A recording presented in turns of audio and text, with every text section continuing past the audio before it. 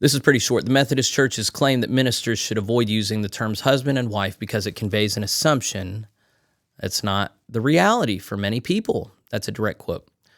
The denomination made the statement in its inclusive language guide, which will be updated every 6 months to advise congregations how to repent of any hurtful language when addressing groups which have been marginalized and or demonized by common culture. The guidance argued that, quote, relationships come in many varied expressions, and using the terms parent, partner, and child are a good place to start. Of course, that's subject to whether or not people take offense to that in 6 months, in which case there will be a revision. That's not part of the article. In sections addressing gender identity, the claim guide that, quote, using a person's chosen pronouns is helpful as it honors their identity, noting that those of, quote, different genders may choose to use a gender-neutral title such as mx. I don't really know how you would say that. It added, quote, language such as brothers and sisters, while intended to be inclusive and friendly, doesn't take into account our non-binary friends. The guidance pushed congregations to, quote, share your own pronouns in conversation and directed them to controversial LGBT activist groups Stonewall and GLAAD for further information. And then it reminds us at the end here, in 2021, the governing body for the Methodist Church in Great Britain voted to redefine marriage, conduct same-sex weddings, and affirm cohabitation. Representatives in the church's annual conference consented, quote, in principle, to the marriage of same-sex couples by 254 votes to 46. This was not a close vote. The conference also endorsed, quote, informal cohabitation, end quote, equating it to marriage. But Sam McBratney, chairman of the pro-LGBT lobby group Dignity and Worth, confirmed that ministers in the denomination would still be able to preach faithfully on biblical sexual ethics. And then it had nothing there. So I have my question marks because that is interesting. But yeah, this is they've already just 3 years ago, not even 3 years ago, said that cohabitation is just fine, whether or not it's heterosexual, homosexual, polyamorous, whatever, and then said that non-heterosexual sexual activity is just fine, and they will bless it. So as strange and offensive as the Pope's move a couple weeks ago in the Roman Catholic Church, the Methodist Church in Great Britain has been lost for a long time. It's really amazing they still have faithful people like the one who wrote me. I had another piece here written by, excuse me. Yeah, I'll go ahead and call this up. What did I even do? Lincoln Brown. Okay. So this, I think, is a worthy social critique. And what it made me think of is in, what's that frat movie, Animal House? That Rodney Dangerfield plays a guy who's really rich but really tacky, and he goes to the country club, and everybody hates him, even though he has the money to belong, and he has plenty of it to spare. He's just so tacky in the way that he behaves that they want nothing to do with him, even though they need him. So let's look at this article. Earlier today, Kevin, I don't know who Kevin is, wrote a piece about his friends and fellow comedians who banished him to outer darkness over politics. These people will continue to support Biden or whoever takes his place, no matter how desperate things become. They would rather see the nation descend into a post-apocalyptic hellscape complete with Mad Max-style car chases and cannibalistic radioactive mutants lurking in underground bunkers than cast a vote for Donald Trump.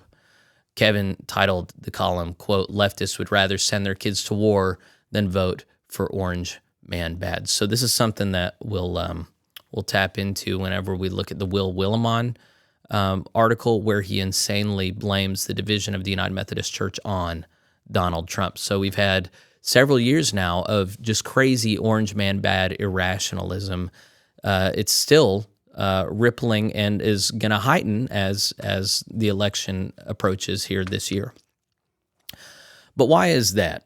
Lincoln answers. The reasons are legion, but one of them is style. Leftists want to maintain their ability to keep their places among the cultural and intellectual elite. Consequences be damned. As a former leftist, if you lean left, consider this.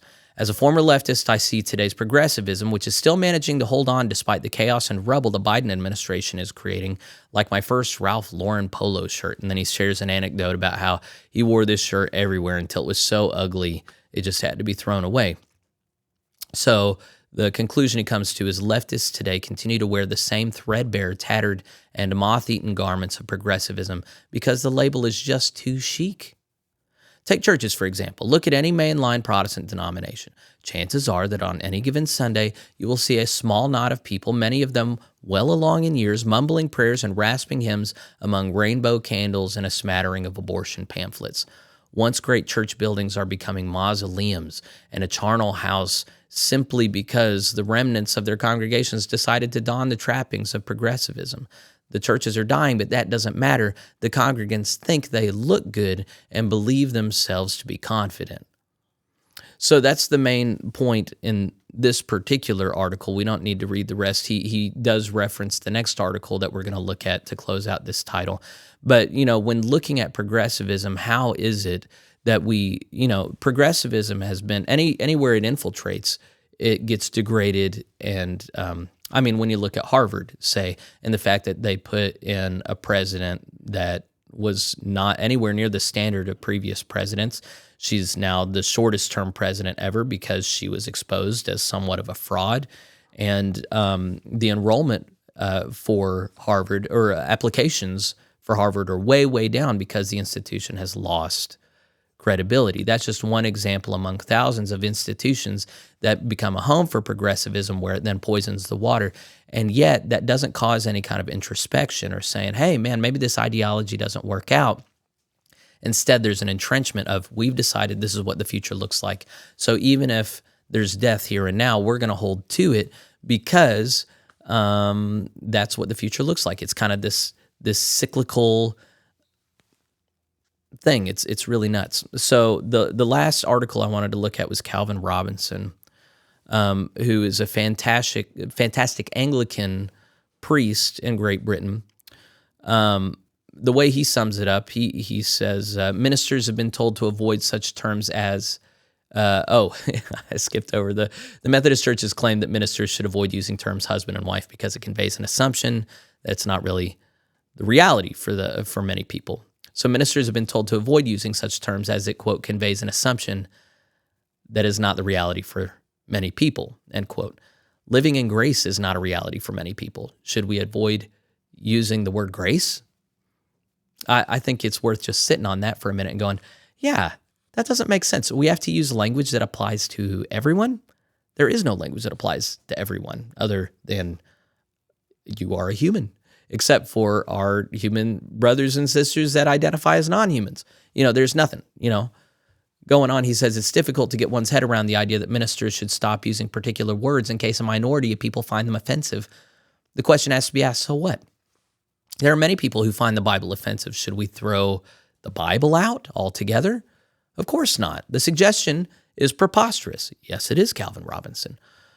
But so is the idea of no longer using regular English terms like husband and wife, which have clear and unoffensive meanings. Decisions like this often arise from the top of an organization, from leaders who want to appear liberal and progressive, and from HR departments that want to appear more inclusive.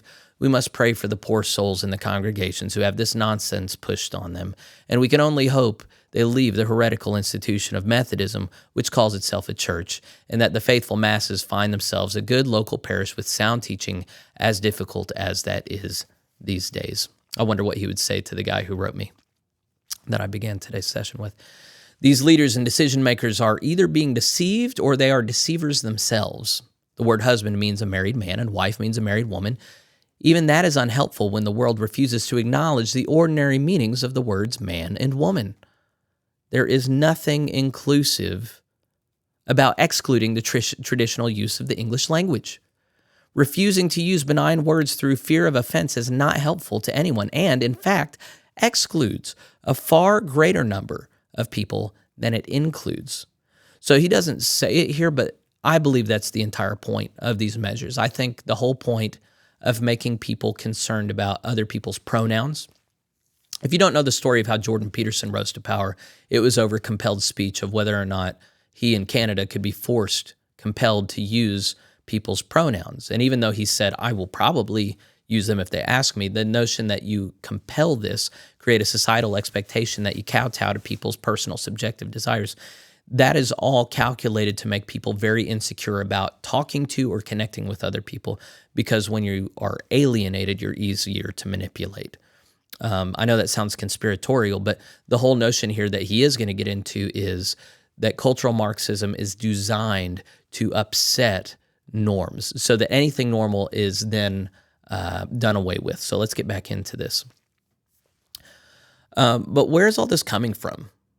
This manipulation of our language and erasure of our Christian values, this comes from Marxism. The school of thought identified as critical theory is a contemporary take on Marxism and the theories of Karl Marx. This neo-Marxism, or sometimes called cultural Marxism, is an amended, extended, and adapted form of Marxism to deal with 20th and 21st century worldviews. So if you haven't ever looked into the Frankfurt School, Gramsci and, there's a few others that came over to America and adapted Marxism to morph from an economic system to a social system aimed at dividing Western society. So here's kind of how it does it. Robinson reports, liberals would argue that in order to be inclusive, one must acknowledge alternative lifestyles. We must take on board that some lifestyles do not include a husband and wife, but rather two husbands or two wives. In some cases, we're even seeing a push towards polygamy, not only breaking down the heterosexual element of marriage, but also the equally important monogamous aspect. But where liberalism forces the expansion of what is appropriate for acceptable in contemporary setting, Marxism forces the overriding or replacement of what is appropriate or acceptable. Liberals would say that disordered lifestyles are equal to ordered lifestyles, whereas Marxists would go a step further and say disorder must replace order. Liberalism is the entry mechanism for Marxism, which is quite literally evil, undermining God's order. One of the things I like about Robinson is he really doesn't pull his punches. He says exactly what he means here. He says liberalism teaches that heteronormativity, that's a big word just meaning expecting that folks are attracted to the opposite sex, taking that for granted, which statistically is safe to do, but if you do it, it's an option among other options. Marxism, via the critical theory or theories, teaches that heteronormativity must be destroyed. You must not assume anything like that, any kind of norm.